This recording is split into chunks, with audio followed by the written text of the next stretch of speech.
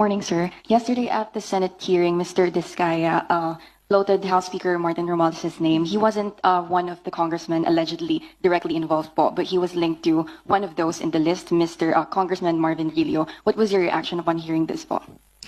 Alam mo, kaming lahat suffer from that, sasabihin, utos ni Presidente, utos ni Secretary, utos ni ganto. Tapos, hindi naman totoo.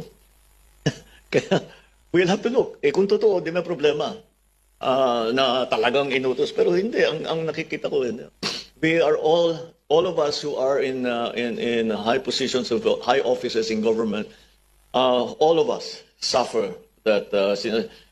Akala ko approve mo eh. Wala akong alam dyan. Sabi ni ganito, ikaw daw mga nagpa-approve nito. Sabi ko, sasabihin mo, hindi, wala akong alam dyan. Alam naman ninyo yan. Name drop lahat. Pagpapakuha ng picture.